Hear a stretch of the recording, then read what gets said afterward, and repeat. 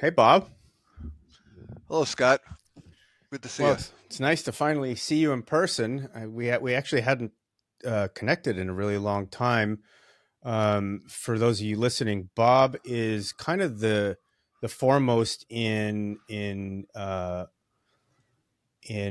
psychedelics as known for treating cluster headaches. He's been a champion for really for people to end suffering for many years, and has taken it all the way to Capitol Hill a number of times, and has worked with a company called Cluster Busters for how long has it been? About 25 years now. 20, I founded 25 it years. I founded Cluster Busters basically in 1998 and eventually incorporated it and made it into a nonprofit. And yeah, it's been a long time. And the reason I'm doing this is because I suffered from cluster headaches from the time I was 26 until about I was 40, to the point where before I really took psychedelic work seriously, I was pretty close to killing myself.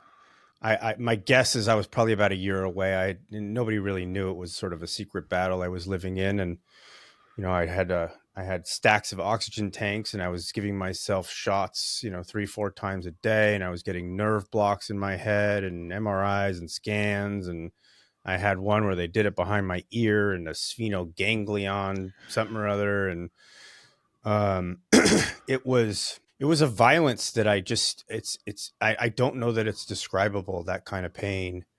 And when I've as I've spoken to people throughout the years and tried to explain it, it's hard for people to really understand, have compassion, because it's not something you can put into words, that kind of pain, because the acuity of it and the frequency of it. And the only way I've ever been able to describe it was imagine having a brain freeze and then multiply it by 1,000, make the cold hot, and then take a claw or a needle and drive it into your eye for an hour at a time, while you're begging. You start by begging for your life and you end by begging for your death. Does that about describe it? Yeah, that describes it pretty well. But yeah, you're right on about at least the English language. I mean, there are no words to properly describe it. I've often said that. Yeah, we lack the words to be able to describe what all is involved. And it's not just that pain, it's the entire disorder that um, keeps coming back is the problem. And you know when it's going to be coming back, and you know you're going to have to live through it again. And yeah, so I mean, it it's actually it pretty actually makes me, destructive.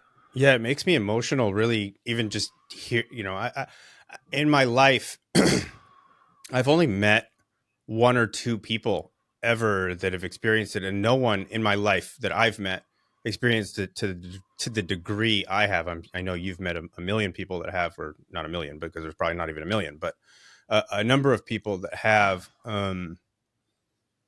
It was also about the attrition, because it would go on for 12 weeks at a time, and like you're okay Yeah, for 2 or 3 weeks, but you know 2 months in, you're like, arms are up, there's nothing left, I got nothing left in the tank, I can't sleep, I yeah. can't, wakes you up out of a dead sleep. um what was your experience like? Yeah, well, I was in my mid 20s, just starting my life. I had a couple of young kids and a new home, and enjoying life and raising a family. And my first attack happened on a weekend. I was playing football with my young son out in the backyard, and my head started to hurt. And I had, up until that point, I had rarely ever had headaches at all. And even when I wouldn't even want to take aspirin. It would just, go away. But on this day, I came in and I sat on my um, couch. I still remember everything, the color of the couch and everything. And this was 45 years ago. And it kept on getting worse really quickly. And like within a couple of minutes, I was on my hands and knees, banging my head on the floor and not knowing what was going on. My family didn't know what was going on. And within about an hour, it completely went away. It was just gone as if nothing had happened. It was, yeah, devastating and really strange. And I was really happy that it went away because we were getting close to calling 911. And so I don't remember much of the rest of the day. I don't know if I had another attack that day or not. But I started getting these attacks regularly, and a couple of them a day. Went into the doctor, and they thought it was a sinus infection, which most people are misdiagnosed first as a sinus infection. And so I started going on some different antibiotics and some different things, and um, eventually, after I don't know 6 or 8 weeks, they stopped, and we thought that we had found the right antibiotic to end it. And so I thought that part of my life was over, and then a new cycle started later that fall, and so went back to the doctor. Said, "Well, that sinus infection is back," and he put me back on what it was that I was on the previous time, and it didn't work. So then we started trying all sorts of other new things, and nothing worked. And yeah, that started my life with cluster headaches some 45, 46 years ago. It's incredible. I remember I remember my first attack equally as vividly. It's I remember I was laying in bed and I was watching a television show with my then girlfriend. I remember the episode of the television show. I remember the time of day. I remember what I was wearing. I remember where I had come from. And this is again, it's 20 some odd years ago. And I remember it like I mean, it's one of those moments where it's like a death and a birth happening at the same time because it's like the death of your old life and a birth of this new existence that you didn't ask for and it was handed to you and you start to question everything and or at least for me Yeah, um yeah, yeah, I'm a pretty stubborn guy so I made a deal that I would never miss work because of it and I held that up but man it was a real yeah, wild ride especially in the beginning. yeah, yeah. Well, it took me 4 years before I ever heard the words cluster headaches. Hmm. So I went through a lot trying to figure out what it was, and because of the nature of these things, when they go away, um, and you don't know what it was that you had, it goes away. So you think that you found whatever it was that worked. Yeah. So then when they come back 6 months later, you go back to the thing that you think worked, but the cycle had just basically ended on its own. It had nothing to do with what medication I was on or what treatment I was on, and so we would start all over again. And I kept a list of everything that I tried. In the first 20 years, I tried over 70 different prescription medications Yeah. um, in hundreds of combinations. If you think something is giving you 5% relief, you don't even want to stop that. Right. So you end up adding something else on it. At one point, I was on 15 different prescriptions. But yeah, one thing I remember was when we were still trying to figure out what it was. I had some teeth pulled and some root canals because I thought that it was in my teeth, and um, the dentist couldn't find anything wrong with the teeth that were hurting. But he ended up doing root canals, and then the root canal didn't work, and so then I just told him just pull it, just get it out of my mouth, out of whatever, and that didn't work. So he sent me to a chiropractor, a friend of his, that had said that he had helped some people with headaches before. So I went to see this chiropractor, and I explained what I was going through, and he was like, "Oh yeah, I can take care of you. No problem.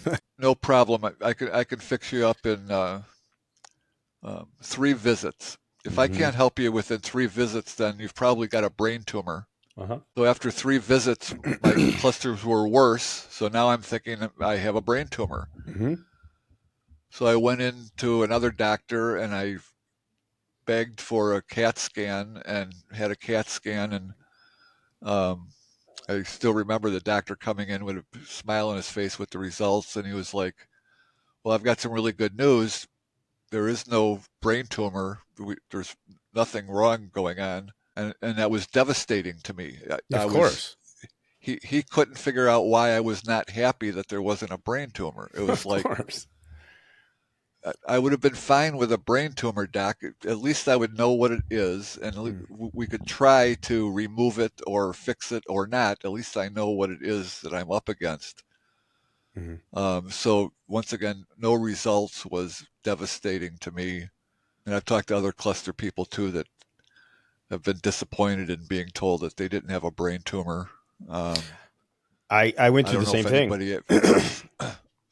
I don't know if anybody else with any other condition would ever admit to being unhappy about not having a brain tumor. So Well, I went through the same thing. That first they thought I was having an aneurysm, and then they thought I had a brain tumor.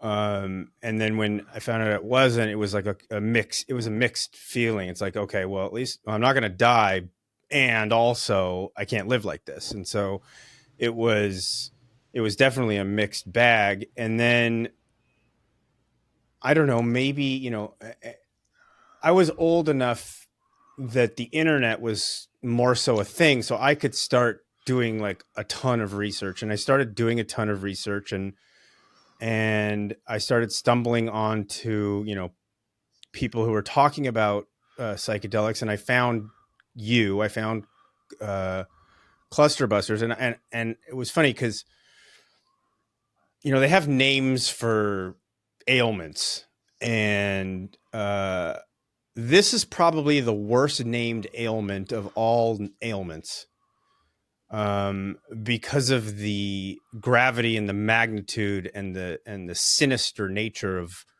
what they are. To call them something as sort of innocuous as cluster headaches, it sounds yeah, like a carnival, some kind of carnival thing, and not.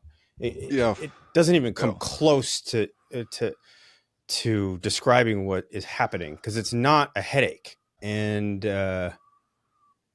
when you think cluster, you're like, what are you having, headaches and a bunch of parts of your head? It's just not. It's a horrible name for what it is, at least in my opinion. And yeah. I actually, I have a men's group that I sit in every week to talk about what's going on, and I had actually, I haven't had a cluster headache in a number of years, but I was going through some migraine things, and it was bringing up some PTSD, because a migraine is basically the dullest form of a cluster headache, but it's for a longer period of time, at least for Right. me.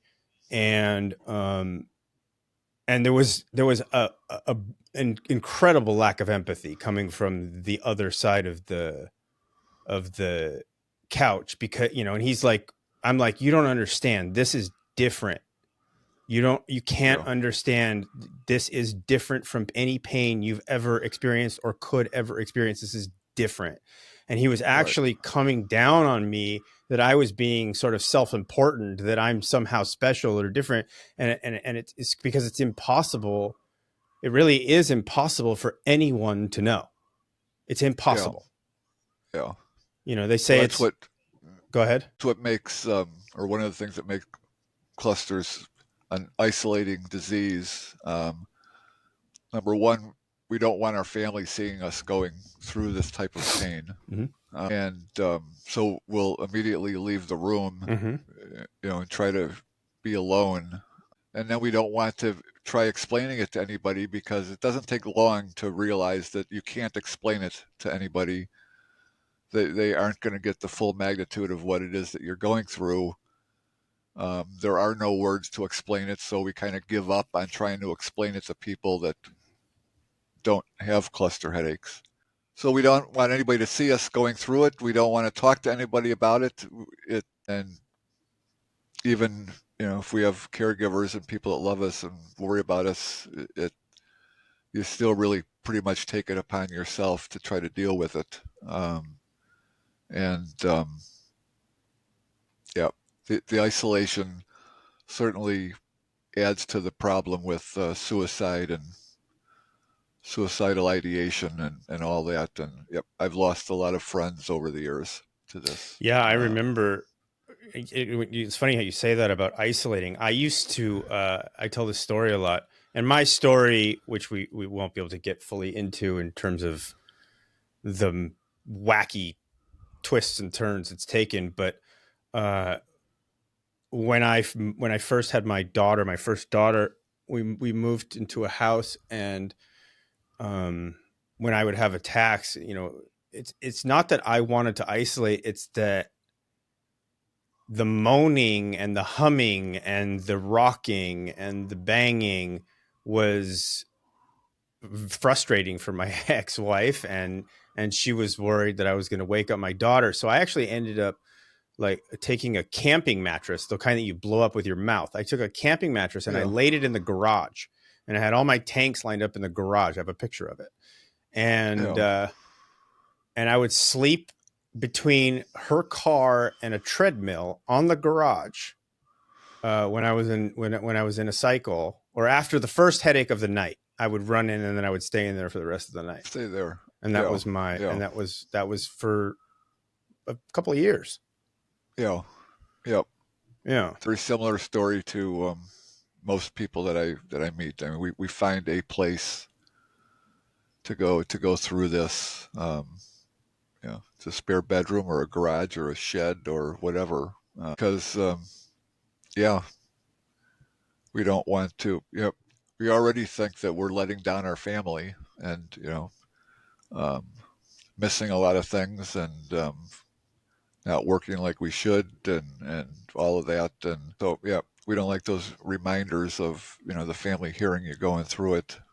Yeah, I raised four kids, with these things, and my kids had to listen to me, in the shower, banging my head on the ceramic tiles, trying to knock myself out, and just cracking ceramic tiles in my shower, with my head. And Hmm. the pain is so much that it pushes you past that shock level where people that are in bad car accidents or whatever, and they go into shock and they don't feel anything. This is at a whole different level. Your body can't even go into shock to stop the pain or what you're going through, and you can't knock yourself out. It just, yeah. I And tried. I believe re- me, I've tried I tried everything. knocking. I've tried knocking myself out, and you can't even do that because the pain is so intense. Yeah, and it's wild because you figure when there's something like this that's so severe, there's going to be a celebrity or someone that has or had it that's going to like be championing this thing, that's going to at least bring some awareness. The only person I ever heard about was the kid who played Harry Potter. Right, Spoke about it once or twice, and that's it in all of public figures, which is right. the insanity of how rare this thing is. Yeah. Um, Well, eh, yeah. He did come out and announce that he had cluster headaches, and it became a story for a little while, and then he completely stopped talking about it and tried to get a lot of those stories removed from the internet. Probably because he wanted to And get hired for jobs. yeah, I mean, it's well, sure, and there are celebrities out there, there are sports figures out there, There was um, a guy on the Redskins, that yeah. Uh, yeah, yeah, he was a lineman for the Redskins, and then I think he went to Denver, and um, he was interviewed on ESPN, and he was talking about when he retired, he wanted to do a lot of work with cluster headaches and get the word out there, and um, it was impossible to try to get through the people you needed to get through to be able to talk to him. We tried, going through the Redskins front office, and um, it was impossible to talk to him, and so he ended up. I don't think he ever did anything, and the big problem is, um, especially when people are making big money contracts. If you're an actor, and somebody's normally wants to offer you $5 million to make a picture, um, but don't know whether or not you're going to be in cycle or not, Mm-hmm. um, they just don't offer you that contract. So, their careers are on the line. Mm-hmm. And so, yeah, I've talked to a lot of people that are in positions where they cannot let it out that they have cluster headaches, Yeah. in all sorts of walks of life. And some celebrities and some, you know, judges and politicians and lawyers and um, police officers and um, you name it, and they just cannot be identified as having cluster headaches because they know how devastating they can be to somebody's career. Yeah. So, and you know, for the most part, it's when people's careers are just taking off. Mid 20s, they're starting. Mm-hmm.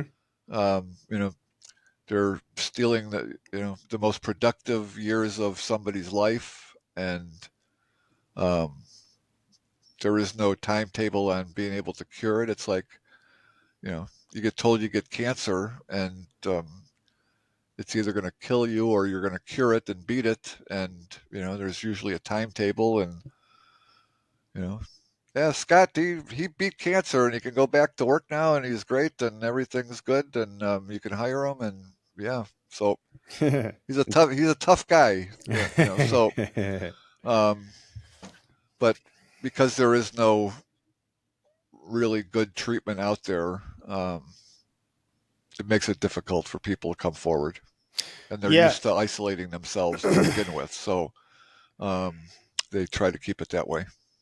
Yeah. It also, I noticed before we get into the psychedelic element, it also made me, I don't want to say socially awkward, but it made me a little crowd phobic. Being around a lot of people, at least for me, became a little bit unnerving. It became a little dysregulating, unless like chaos became very much more dysregulating than it ever had Yeah, been before. Um, yeah, yeah, there was something noticeable that changed. yeah, yeah. Nope, without a doubt. That's um, the one thing that's opposite of that with the crowds is when people walk into one of our conferences for the first time, a patient conference, and they walk into a room with 200 other people that have cluster headaches. It's really life changing because they walk into a room where they don't need to explain themselves at all. Right? Um, It's like a and you fraternity. can, yeah, and you can have a general conversation about anything, and um, whoever it is that you're talking to knows exactly um, where you're coming from, and you know why you have certain views on topics, and so yeah, most people with clusters, if they meet one or two people with cluster headaches in their lifetime, um, you know, they remember those meetings, and unfortunately, it's the same with most neurologists. Most of them are only going to see one or two cluster patients in their lifetime, I don't and they'll, see it doesn't appear to, I mean, a neurologist, but like I went to,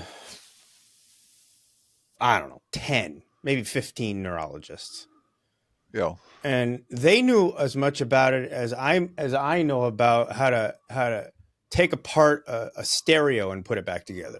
They knew you nothing. know, right, Um, I ended up at a pain specialist out here in LA who had worked with a few people, but it was the same kind of thing, just kind of fumbling around. Oh, let's try this. Oh, let's try this. Oh, let's try this. It was just right, like no one knew what the hell they were doing. And then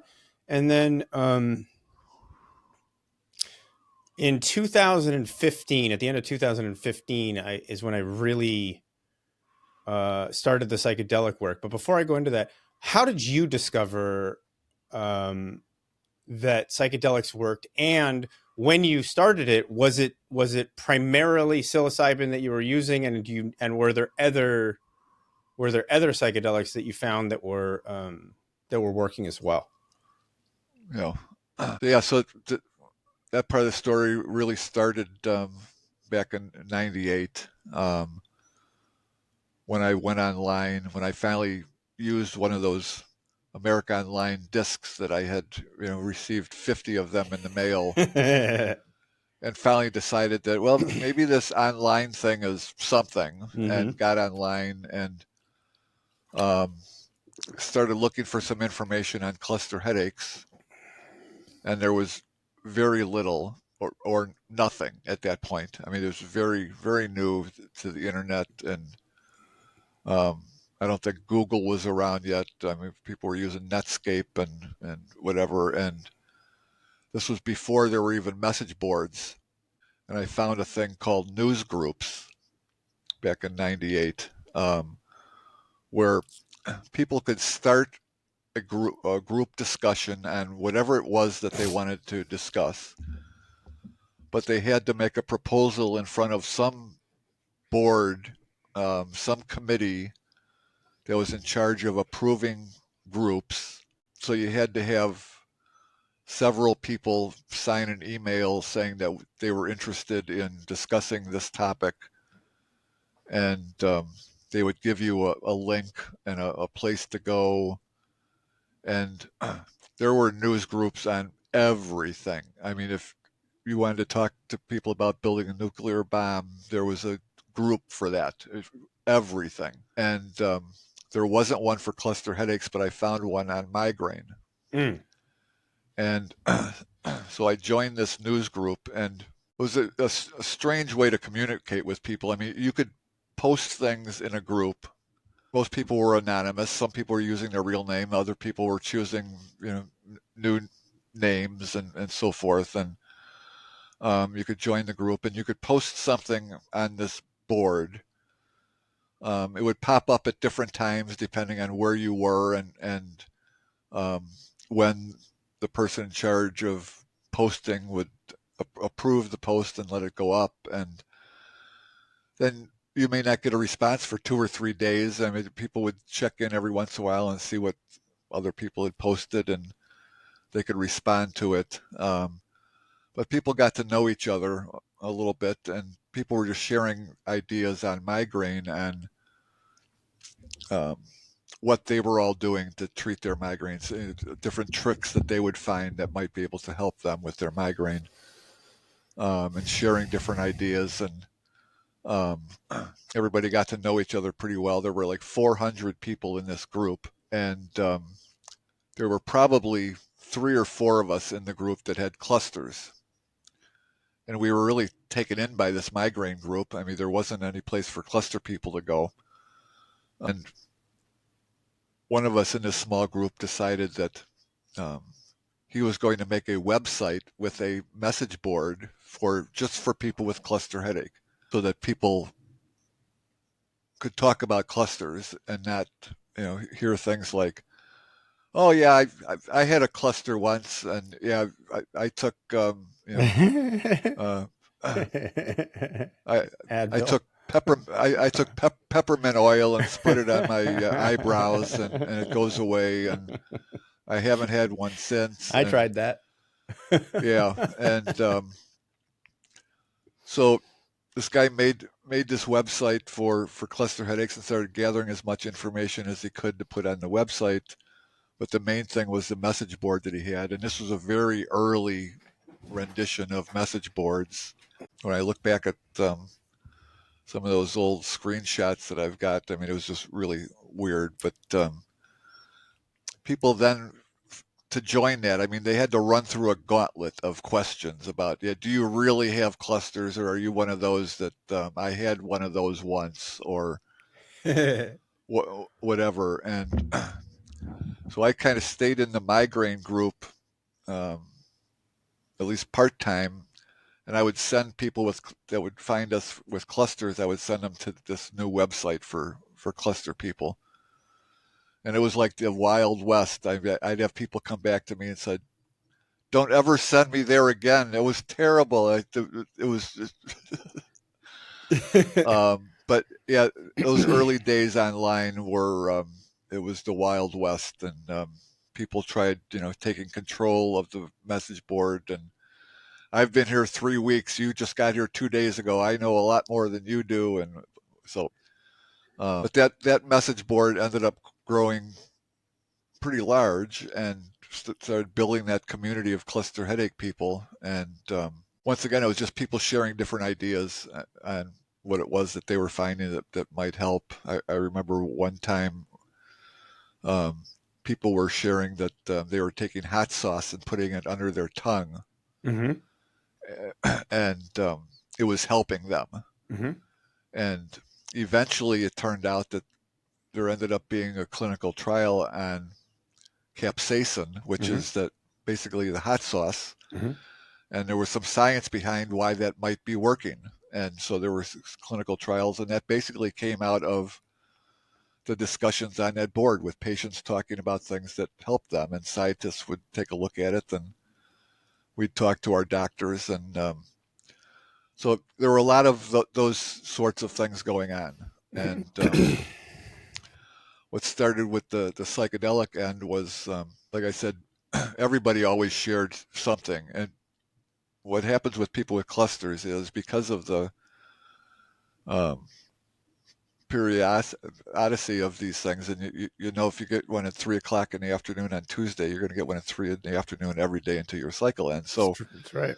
if something happens that you don't get that, 7 p.m. cluster headache attack, you try to figure out what it was that you had done differently, whatever it may have been. And if you had spaghetti for dinner and you didn't have a cluster headache attack, you might have spaghetti for dinner for the next 6 weeks, It's true. trying to replicate that, whatever it was. You took a walk around the block, then you'd take that walk around the block at 6:45 every day or whatever.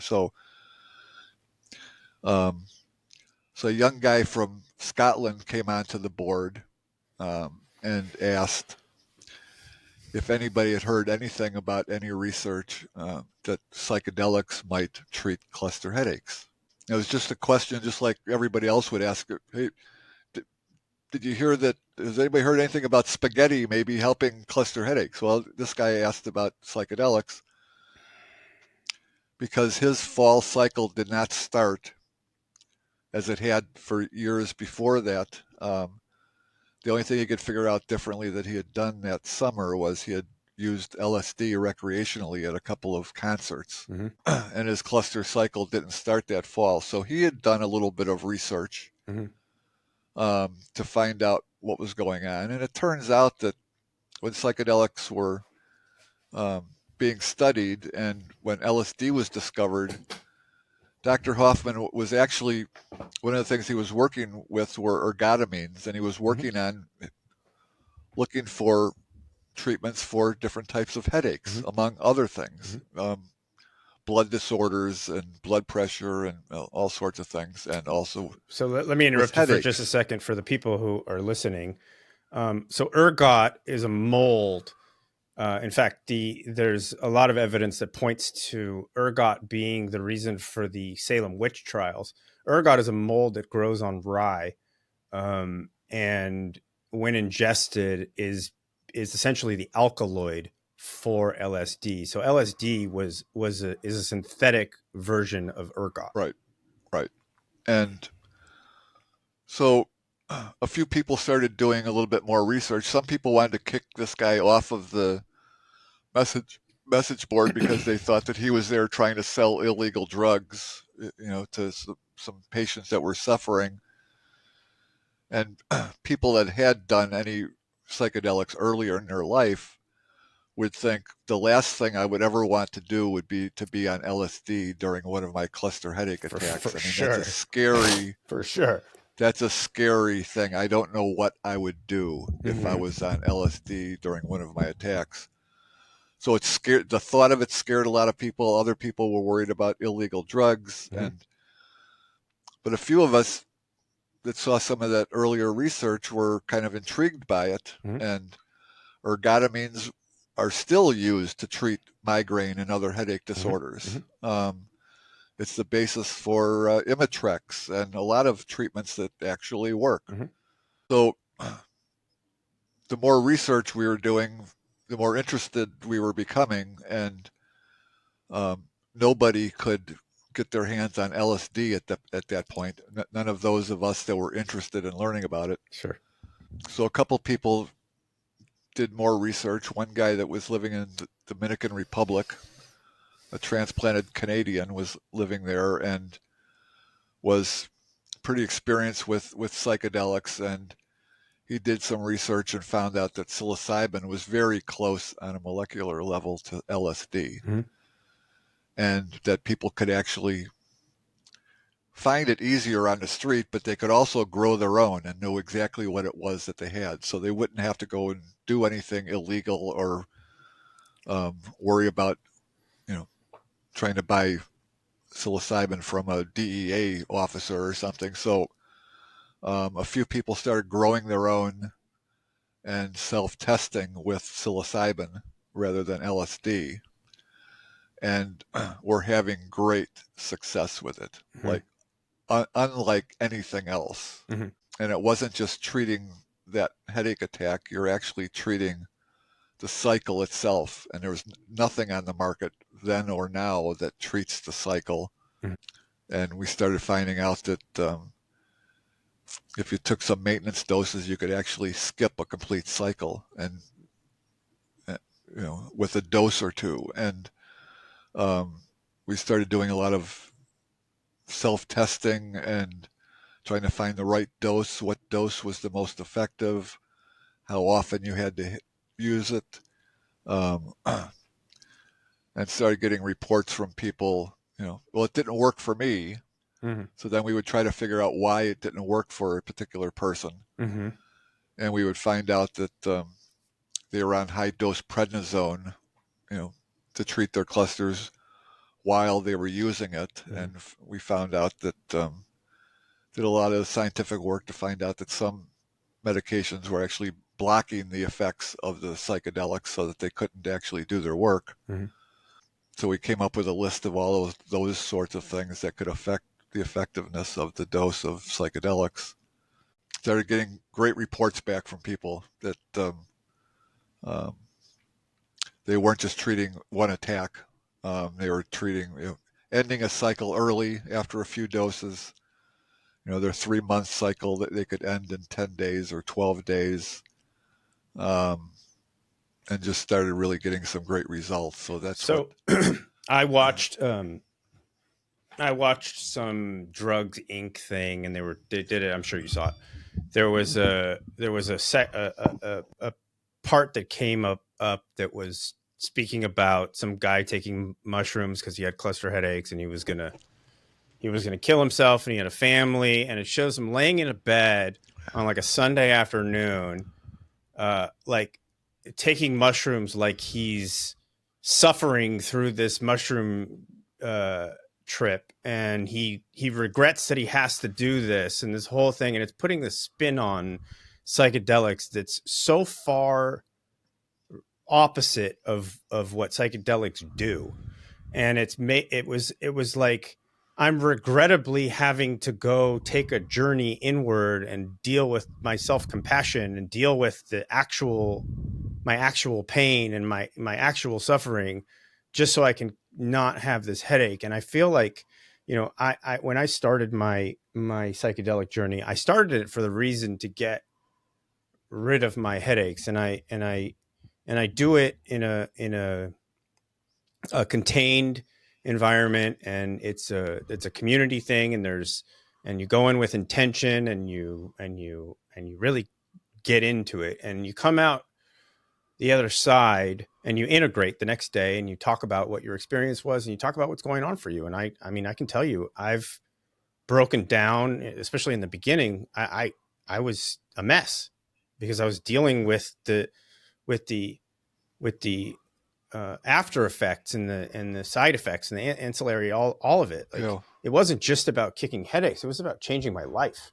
and Yeah. changing, you know, and I am a real big believer that something like cluster headache is actually a call for people who have them to go into psychedelics so that they they expand, that there's something bigger for them, there's some purpose that they are, maybe they're just misaligned with. There's a million different reasons. If there's something that's not at all really curable or even sustainable with Western medicine, and it just happens to be miraculously um, fixed with something psychedelic, like some, especially something natural, um, like psilocybin. Like, let's look at the big picture here. Look at how many people have done psychedelics and changed their lives to become, huge leaders in the world. Look at Ram Dass. He was just, Right. he was just a guy who was working at Harvard and got fired, Right. and he ends up becoming, one of the greatest minds that ever lived. Right. Right. So it's not, it might just be the universe kicking you into a lane. Maybe you're in the wrong lane, and you need to, and maybe it's time to do something different. Yeah. Yeah. Well, an interesting thing about psychedelics that we found was, and because of the conferences that we hold and the people that come in and interact with everybody else, what was really obvious um, early on was, um, you know, we, we offer at our conferences, we offer help in all sorts of different ways. Western medicine and psychedelics and whatever it is that people are finding that might help them. We try to make it a little bit easier for them to obtain oxygen or whatever it might be. People take different paths to try to find it, and they find different things that can help them and help them live with this disorder. And so, if there's 100 people at our conference, maybe 40 of them have been using psychedelics and 60 of them haven't and would rather, you know, use whatever it is that they're using, Imitrex and oxygen and whatever it might be, and haven't decided to use psychedelics yet. It takes some people 8 or 10 years after hearing about psychedelics to actually try it because it's the last thing that they're going to try.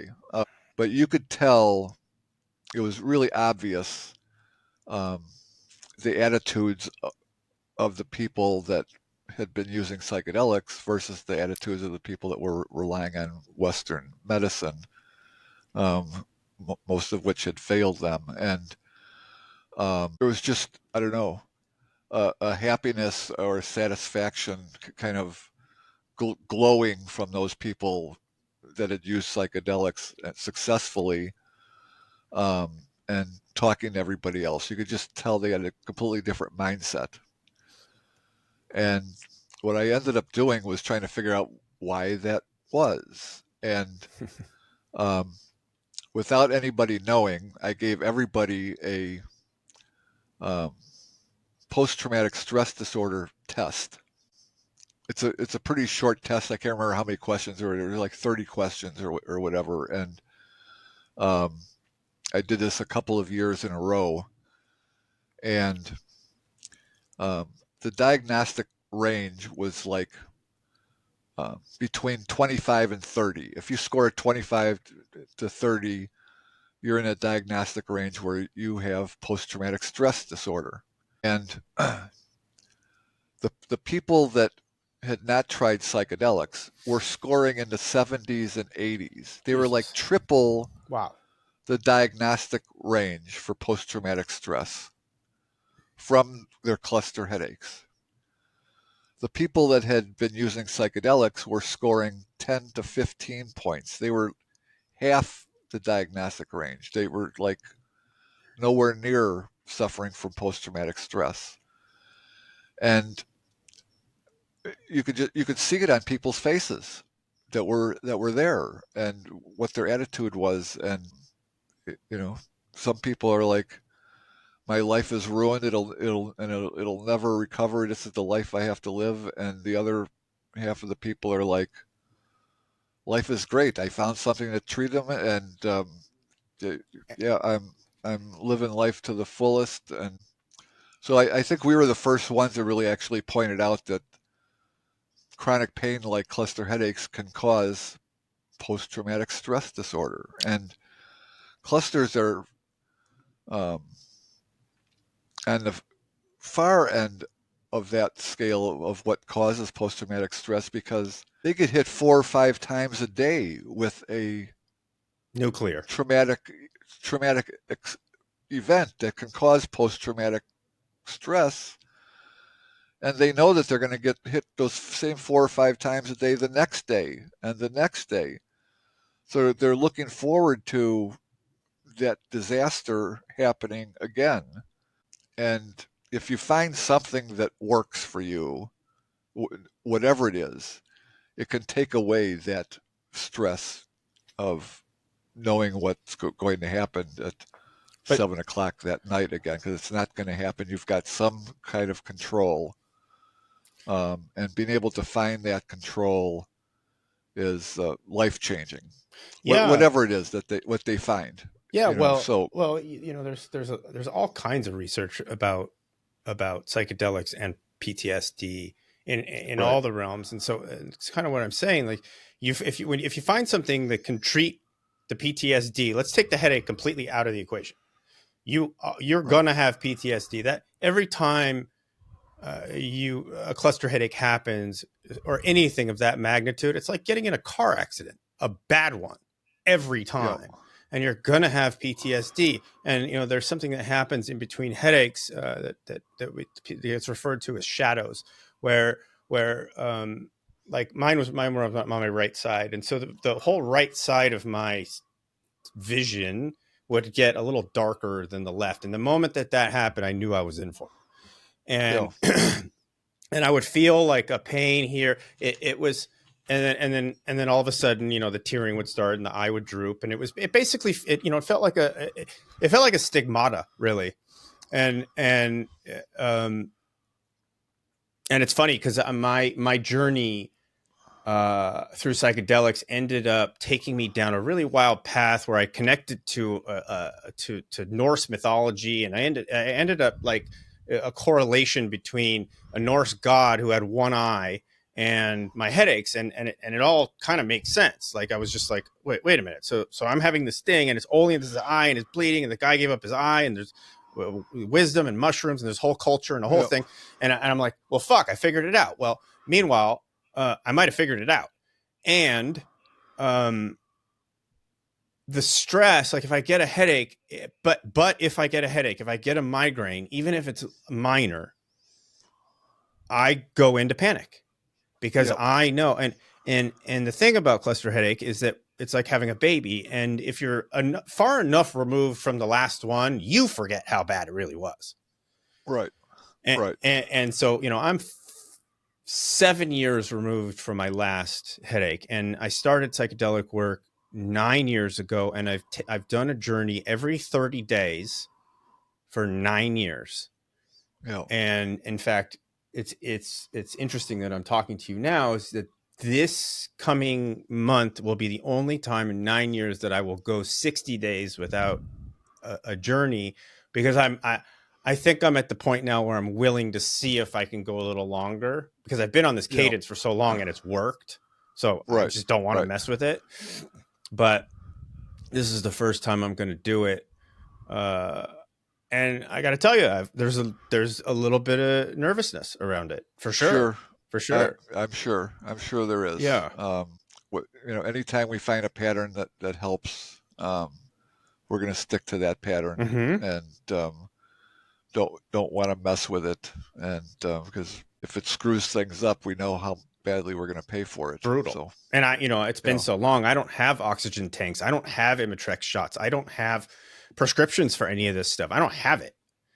yeah, and yeah, and you can't, and there's no, with this kind of stuff, there's no preemptive strike. You can't just be like, hey, I just want to get this because maybe possibly, like, it's just right, not, it just doesn't work that way. yeah, Because those yeah, shots ain't cheap. uh no, Um, No, they're not. so are No. you pain free now? You grow out of it at your age, yeah? No, no. I haven't grown out of it, and I still need to dose, and I still get cycles that I need to treat, and yeah. I remember being 25 and they told me that, well, mid Told 50s, me the a lot same of thing. people grow out of it. So, I'm thinking, oh, well, I got to live like this for 30 years. It's like, that's a terrible thought. And then my mid 50s got here and I still had them. And my mid 60s got here and I still had them. And now I'm 71 and I'm still getting them. Um, so, yeah, some people grow out of them and some people don't. The oldest person that I know of that treated their clusters with psychedelics was I got an email from a woman in Denmark. This was years ago, and she wanted to get some information on helping somebody with cluster headaches. And she was like 71 years old or something, and she was looking for information on using psychedelics to treat cluster headaches. And so I thought that I was giving her information so she could treat her cluster headaches. What she was really doing was she was looking for information to treat her mother, who was 99 years old, Oh living in a no. nursing home, and still getting cluster headaches at 99 in a nursing home, and they had no idea what to do for her. Um, Oh and so I no. gave the daughter information, and she ended up treating her clusters with psychedelics and breaking the cycle at 99, living in a nursing home. So She had a full awakening at 99. yeah, at 99, and yeah, so and probably thought, why didn't I try this, 50 years ago, so It's incredible how stubborn people are about psychedelics, and it's really a shame that that our country still isn't, you know, not just allowing it, but backing it for anybody that's in the kind of pain that we go through, have gone through, have put our families through, have put our coworkers through, our yeah. kids, um, and to Well, know that this thing that just grows in nature. Let's just take LSD out of the thing. This is just a thing right, that grows in nature. right, Um, right. Well, what I found out over the last 45 years is that um, Western medicine and Western society, anyways, has very little respect for pain in general. And um, whatever pain somebody might be in, it's not an excuse to miss work, whatever it is. It's not an excuse to miss somebody's birthday party. It's pain is just downplayed, and take two aspirin and get your ass into work. No matter how bad that pain might be, pain is very much disrespected, and you know now we have tens of millions of people that have been treating their pain successfully with opiates right, being torn away from them, right. um, because of whatever, because and Well, negligence, so, irresponsibility, and just yeah, and so suicide rates are, among chronically ill people are going up. mhm. It's like you haven't stopped the people, overdosing on the streets, um, Well, to some but now degree, you've to me that's a form of suicide. If it's as a result of actual pain, they're just trying to run away from the pain, which is not dissimilar from suicide. right, right, right. So, but yeah, I mean, pain isn't respected enough to actually, give people their pain medicine anymore. It's just like, sorry, you'll have to do without it. Um, Go find an acupuncturist or That's my favorite one. find some essential oil and rub it on your knee that you tore up, when you're playing college football and I used to rub it get here. back to I work. used to rub it Yeah. here and here and here, and then it would like it sweat and it get in my eyes. I did all of Yeah. it. I know everybody tries everything, Yeah. and um, it gets you through another month. You'll give something a try, and you try it for a month, and nope, that didn't work. It gets you to your next doctor appointment or your next, you know, event on your calendar. It gets you through trying something new. So, Well, it seems to me and I try not to be cynical. Well, let me rephrase that. I work towards not being cynical when it comes to these things because there's no trying. But uh, yeah, it seems to me like it's about money. From big pharma, it's about the money. The money's in the medicine. It's never in the cure, right, and it keeps people in the system and it keeps people coming back. The condition itself is so rare and people that do have it are lying and saying they don't, that there's not going to be the kind of attention that would need to be on it for there to be any real change. Where I'm going to put out this right. podcast and I'm going to gas this one up more than anything I've ever done, and I'll get a couple hundred views because there's just not that many people. There's not that many people, and Right. even bringing awareness to it, like you're bringing awareness to a couple thousand people. They say that it's 1 out of every 1,000 people. That is dog shit. It's 1 out of every 50, 100,000 people, maybe. Yeah. I mean, it's so rare. It, yeah. There haven't really been any really good demographic studies done on it because um, those studies cost money Right, and take time, and people don't aren't going to invest money into demographic studies because it's not going to make them any money.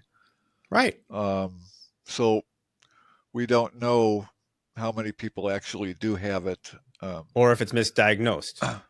or if it's misdiagnosed. We don't know how many people that have been diagnosed with migraine actually have cluster headaches and have been misdiagnosed for 30 years. I've met people like that.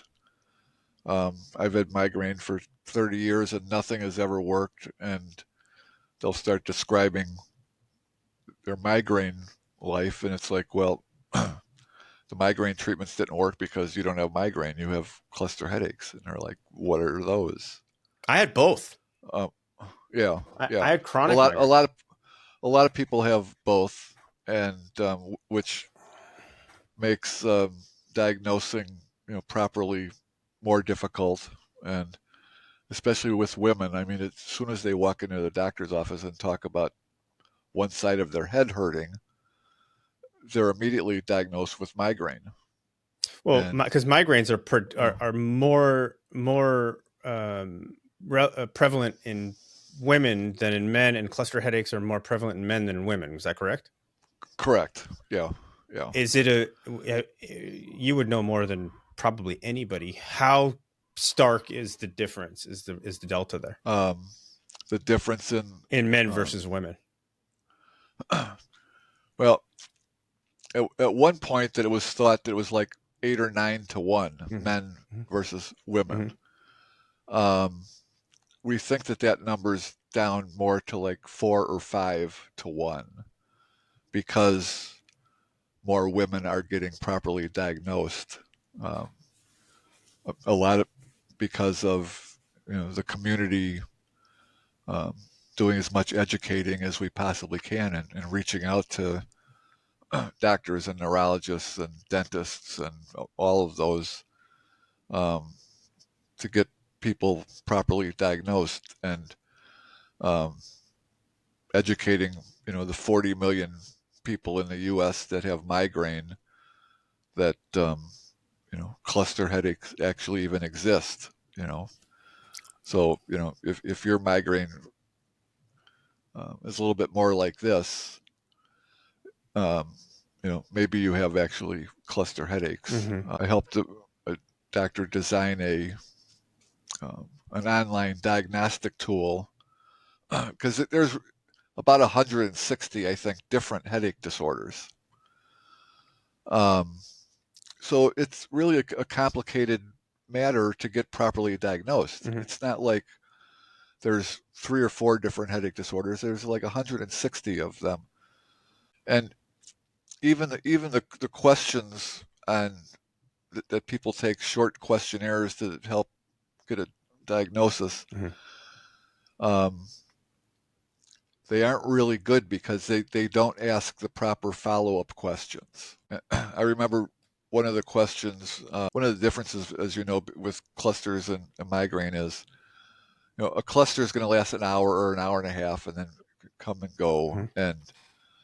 But you might get 6 or 8 of them a day. Hmm. And, migraine, you may get one that lasts for 3 days, or it's going to last all day long, Hmm. that one Hmm. migraine Hmm. attack. And if on a questionnaire you ask, how long does your headache condition, how long does it last? Does it last um, all day? Does it last for 3 days? How long does it last? And if you asked it in that way, somebody that gets 6 or 8 cluster headache attacks in a day, they're like, mine last all day long. Hmm. My head is Right. Right. exploding Right. Right. Right. all Right. day Right. long, Hmm. all night long. Hmm. Well, it's like, oh, well, if it lasts all day long, that's migraine. But they didn't ask a follow-up question of, well, is that one long attack, or is that broken down into 6 or 8 individual attacks that come and go? Hmm. If you don't ask that question, Hmm. their answer about lasting all day long is, going to be confused with migraine. Hmm.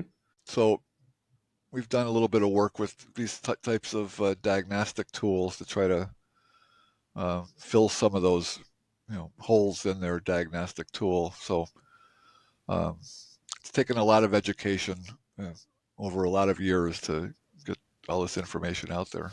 So So, look, it's incredible that you're doing it because there's very few people that are doing it. Um, I have a question for you. What's something that, first of all, when you dose with psilocybin, do you do it in group or do you just do it by yourself? I've always just done it by myself, always And do you by do it myself. intentionally or do you just take them and do your thing? Like, do you Um, set an intention and? sometimes, not as much as I used to in the early days.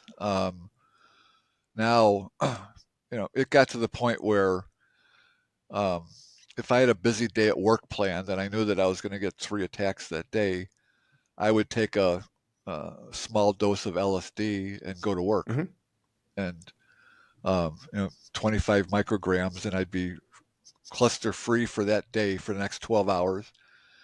And I'd go and work on houses and put ladders up and climb around on roofs and do my job and go back home again and wait for that dose to wear off. But you know, I could go on with my life by taking a smaller dose. I mean, it wouldn't treat the cluster cycle Mhm. because I would need to take a larger dose than that if I was looking to break the cycle. But then trying to find a time for a 12-hour dose, and set aside, a Saturday or whatever, and then be sure that I could set aside, a day every 5 days in a row, Mhm. that so that I would be able to set aside that course that would treat the cluster cycle itself and not just an attack. Mhm. So I mean, it's all different, and through the years, I've tried every psychedelic out there to see whether or not it would work, or if it would help or not. Because we were always asked about, well, what about this and what about that, and would this work? And it's like, well, I don't know. I'll try it. I'll let you know. And I've done a so bunch some of of them. us, What was? would try. Tell me what you've tried. Well, the first one, I had tried psilocybin and LSD really early on Hmm. just to test them, and they both worked really well for me to end a cycle. Hmm. The next one that I tried was LSA, Hmm. which comes from the Hmm. seeds. And so a bunch of us did a lot of research on that, self testing with LSA. Hmm. And that was actually discovered by a woman in Denmark that was a nurse whose husband had cluster headaches. Um, in the early days, in the UK, you could get mushrooms. You could hop on your bicycle and Hmm. ride down to the corner bodega or whatever they call little pharmacies and buy mushrooms and go home and treat your cluster headaches. And so a lot of people were using mushrooms in the UK. Then Tony Blair was running for office. I don't know what year that was, but and he ran on a Get Tough on Drugs platform Hmm. and won and made psilocybin mushrooms illegal. Hmm. So all of these people that had easy access to their treatment for their clusters were now completely cut off. And um, this woman in Denmark who knew that that was going on, and her husband had been using psilocybin, couldn't get LSD, and he was getting like 90% relief with psilocybin. Hmm. But she tried to find something that might get him like over the hump. So she had done some research and discovered LSA, which is found in seeds, and it's legal to get the seeds. You just aren't supposed to eat them. You can or you can order the seeds and you can plant them, but you can't order the seeds and eat them. So she got some LSA seeds and made up a mixture for her husband, and he broke his cycle with LSA. And so she let us know in the group that LSA was working. That's non-psychoactive, isn't it? No, it's psychoactive, but not nearly as much as D. Right. LSD, and especially not at the doses that we need. Um, but yeah, it's not nearly as psychoactive as LSD, and um, you still get kind of a funny feeling on it, you know. But um, and it tastes terrible because you crush the seeds up and you soak them in water for an hour and then you drink it, and it tastes terrible. Just, just like dried psilocybin mushrooms, you know, taste terrible. But I like um, how they taste. you know, yeah. Well, you like it because you know what it's doing for Fair you, enough. and it's like it's this is going to give me help. So yeah, I like it. Yeah, fair enough. Um, but yeah, I've um, we had feelings really early on that DMT might work well. That might actually be the best, Hmm. you know, from all the Hmm. research that we were doing, Hmm. and a couple of advanced psychonauts in the group, you know, that were willing to try anything, tried Hmm. DMT, and it worked really well for Hmm. them. But it was really something that we kind of downplayed a lot purposely because number one, we wouldn't want somebody trying DMT for the first time as their first psychedelic and not knowing how much they were going to take and not knowing what to expect. And it can be a pretty wild trip if you take, you know, enough I DMT. would tell anybody who's doing any psychedelics, and I'm gonna first of all, you're brave to do it alone. I am very experienced in psychedelics, and I would tell you never do it alone. I would Oh, tell you always have a facilitator, somebody there to hold space if it gets to be hairy, because it can get hairy and it can get dark, and that there's no such thing as a bad trip. Psychedelics is about, it's about expanding, and it's about learning, and it's about connection, oh, and it's about a connection to source, God, whatever higher power there is. It's not a game, and it's not a toy. uh, right. Always have somebody, whether experienced or not, somebody who you know is a wide container that can hold you in your glory and in your troubles. It's Yeah, yeah, incredibly important. yeah. Well, for the first few years, I mean, my family always knew when I was dosing. I mean, they would be around. And so it had some really great conversations Mm-hmm. with my wife and kids Mm-hmm. and all that. And um, yeah, and then it got to be such a regular thing. It would be like, you know, oh, Dad's busting today, so you know, um, send him a text and say hello or whatever it would be. So it just kind of became a regular thing, and at the doses that I use, I'm not really affected that much. You're not going on a And hero's dose. no, no, not at all.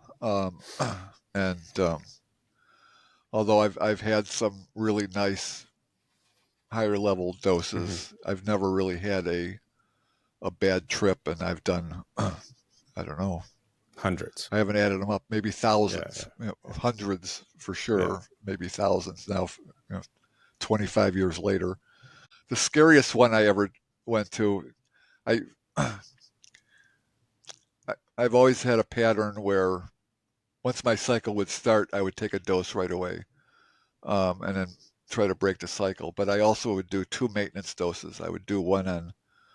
Um, I get a spring and fall cycle, and in between those cycles are at the 6 month mark are New Year's Eve and the 4th of July. So I would do a New Year's Eve Mhm. dose and I would do a 4th of July dose. And pretty much my whole town knew that I was doing a 4th of July dose. I was very involved in my town, coached youth sports for 25 years. I knew everybody. I knew the police chief. He played baseball for me. It's just, um, so for the 4th of July, my family would go out to watch the fireworks. We had a great fireworks display in our town, and we'd all set up our chairs, and everybody knew that I was dosing. So I'd have my Walkman with my headphones on, listening to Pink Floyd while the fireworks are going off, and everybody knew I'm dosing. And um, the police department's coming by and high fiving me because they knew that I was treating my headaches. There was this one year they also had a carnival going on at the same time as the fireworks. And I took my dose and I decided to walk around the carnival while I was dosing. And it reminded me when you were talking about crowds and all that. And it was the strangest trip that I had ever done. It was like I'm walking through this crowd, and honest to God, I could hear everybody's conversation loud and clear. It was just like everybody, whatever it was that they were saying, I was hearing 100 people talking at the same time as I'm walking through this crowd. And I am not one that likes clowns. I don't like, I'm one of those guys that doesn't don't like don't take clowns. ayahuasca. No. And so I'm seeing some of that kind of stuff going on at the booths, and it's like, so I'm seeing stuff I really don't like seeing, and hearing all these voices talking and thinking that they're all talking to me, and I keep hearing my name, and it was just really weird. So I had to get out of there and go back to the my chair by the fireworks. But that was one of the strangest, um, you know, doses that I had taken on my maintenance dose. Do So. you feel Uh, like, take the headaches out of the equation, do you feel like psychedelics has enhanced your life in other ways? oh yeah, a lot of really subtle ways, I think, and um, I I've always appreciated nature, but nature really fascinates me now, and um, I've got a pond in my yard that attracts all kinds of nature, and so I think that that's the one thing, and the universe kind of fascinates me a lot more than it used to, and seeing all how everything is connected, and um, I kind of see nature all at the kind of on the same level as you know I'm no more important than a tree that's been out there for 75 years growing, and so um, yeah, I think it's affected my thought patterns a lot. It's So interesting that at the beginning of this podcast, there's a band, a Northern European band that puts on these crazy rituals every year. In the beginning, they do a prayer, like an induction prayer, and it starts with, "Remember, we all are brothers, all people and beasts and trees." And that's kind of, it's kind of what we as people forget, is that it's not that we're experiencing nature, we are nature. You know, the trees will be here after us, and the rocks will be here after us. And you know, I did a podcast with a man who had been through a really really wild life, and he grew up on a reservation, and he, you know, he sees the trees as tree people, and he sees the rock as rock people, and he sees the birds as winged ones, and we're all part of this thing together, because it's all, you know, we're living in an experience of consciousness, and those are all part Right. of consciousness. Right. And it's really important, you know, psychedelics, it's not like, while it's very much probably the answer to what we experience, if not one of the answers, I think it's the answer. And when I say it's a calling for us to remember that, Yeah. for us to remember that we're all part of this thing together. And you Right. know, people don't do psychedelics and then come back and they're meaner to people. They come back and they're better people. No. Yeah. Yeah. They're nicer. They're more connected. They open doors for people. They don't get in fights. They don't, you know, it's just like, Yeah. Yeah. No, I know. I agree. And they have a much more positive attitude, I think, towards life and nature and the balance and um, that connectedness that everybody feels. So, yeah. yeah, well, I was part of the 60s where we thought it would be a good idea to dump 55-gallon drums of LSD into Lake Michigan and start be good if everybody in Washington D.C. Was fed some LSD and I mean, look, if politicians, if every politician, once a year, once a quarter, had to sit in a contained, guided mushroom journey, or MDMA journey, or ayahuasca ceremony, or DMT, that our country would look so differently. It would be, you know, it would be so, if every police officer once a quarter, twice a year, had to sit through the compassion, the military, you right, know, actually the military, you probably don't want that. You probably want them to be a little bit edgier. But coming out of the military, or coming out of professional sports, you know, where people are dealing with brain trauma, you know, right, there's a lot of proven science that psychedelics, it helps with neuroplasticity, which means that you can teach an old dog new tricks. It is yeah, possible, uh, yeah, yeah. and so We're doing a lot of work with that with our psychedelics and pain association, trying to get the word out there on all the research that's actually being done and has been done on treating pain and brain injuries and you name it. It's um, can be an effective tool for just about everybody. Um, but once you start advocating for that, then you start becoming, oh, he's one of those that thinks everybody should be on acid, and I don't think you know, everybody should be, but I think, you're looked at it a different way. So yeah, yeah, and it's funny because that was the acid thing is very much a government propaganda thing, and again, in the right circumstances, it's a pretty large number of people that would be positively affected by, you know, are there dangers? Sure. Has anybody ever died from LSD? Ever? No. Uh, has anybody ever died from psilocybin? No. no, The right, only thing that ever died from LSD was an elephant that they gave like 5 barrels of LSD, and the only reason the elephant died is because it was having a psychotic break, and they shot it up full of Valium, and then it died. yeah, So yeah, you're not going to die from it. And always be responsible. I've been completely irresponsible in my life with psychedelics, and I've paid for it. yeah, yeah, But I can also tell you that I was working in a car dealership for 23 or 4 years. I was miserable. I was leading a life of no purpose.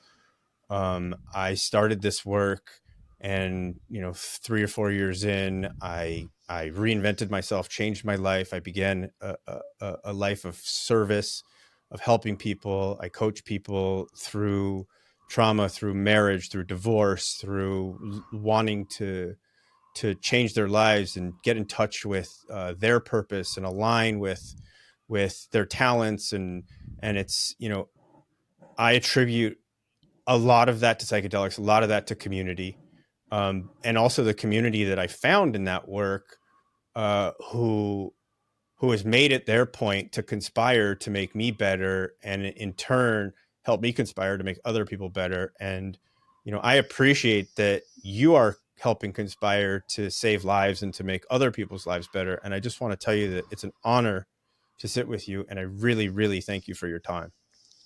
Yeah, well, I appreciate you know being able to spread the message and educate people, and that's really what needs to be done is education. And um, yeah, so I don't know if you knew or if I had mentioned it to you. June 4th, I think, the book is coming out. Um, that kind of tells the story of cluster busters and the patient community itself, and the work that was done by the patient community, and um, how we were basically treated by the um, healthcare system that is so badly broken in the states. And it's broken in most countries. We're not the only ones that have a broken healthcare system, but it's very, very badly broken healthcare system, and we're trying to slip a new kind of treatment into a broken healthcare system to try to make it available in a broken healthcare system, and it's not going to work. Well, a healthcare system that is for Um, profit is by definition corrupt. yeah, yeah, and it's you know people with cluster headaches for $100 they can grow their own medicine that'll last for a year for $100. Mm-hmm. If our healthcare system and our government's going to allow that to be a treatment for people, it's going to cost right now it's looking like between $1,500 and $5,000 for a treatment. Of Rather, mushrooms. yeah, yeah. Wow. Rather than $100 for a year's supply, and there's no way that somebody with cluster headaches can fit into that system. Number one, you can't call and make an appointment 6 weeks down the road Yeah. Yeah. when your cluster cycle It's starts. on. You, you know, you need to be able to dose right away, and you need to be able to dose at home. You don't need to go sit in some clinic or some hospital someplace for 24 hours, and be seen by four psychiatrists and And you also don't want to be in um, a hospital setting when you're on any psychedelic. It would be right. it would actually be a living nightmare to be in that Yeah, setting. yeah. So, um, but you need to go through all those settings to pass clinical trials and to get approval to be able to hopefully make these things available for people down the road. So, even clinical trials aren't designed for this type of a treatment and can't point out all the benefits, and you can't make it as effective as you can if you have to follow the rules that they've set up for clinical studies. And, people with clusters need to be able to find the right dose for them. And if they take a dose and they feel a certain amount or they don't feel a certain thing, then they may need to either increase or decrease the next dose 5 days later. But you can't do that with clinical trials. I mean, they need to set a dose and test that dose for those three treatments or whatever it is. And so you can't even adjust the dose because that just complicates the study beyond control where you can actually publish your results. So it's very difficult trying to move this research forward, and especially with it being still Schedule One, just It's makes it wild. It's wild. nearly impossible and way too expensive to have to do. And um, yeah, Well, it's been listen, look, there's a couple of things. The politicians are starting to come around. Um, I heard an yeah, interview with RFK Jr. and he was talking about how he's completely pro psychedelics. His sons went and did ayahuasca and changed their lives, and they're better people, and he's behind it. So it's start. There's a tide that is turning. Now I don't know. Again, if the government takes any kind of control, the cost is going to be absurd. That said, if anybody is struggling, um, you can reach out to me, and I might know people that are curating facilitated ceremonies where you're going to be in community with people that are also probably not going through cluster headache, but you're going to be safe and you're going to be held. And look, getting running away from pain is the start. That's the start of it. You're running towards something also, and yeah, it's a better version of yourself.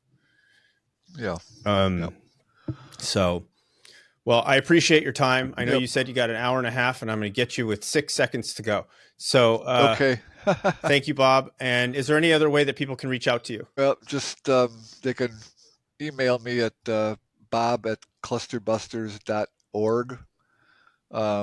They can also just go to our Clusterbusters website and write to the info account that I um, manage. All So right. Last question: um, Is your happy book going to to be help. on audiobook or is it paperback only, or hardback Uh, paperback?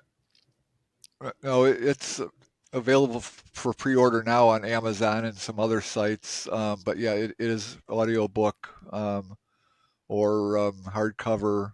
Um, yeah, due out June 4th. Um, So exciting time for us. So Amazing. All right. Thank you for your time, Bob. yeah.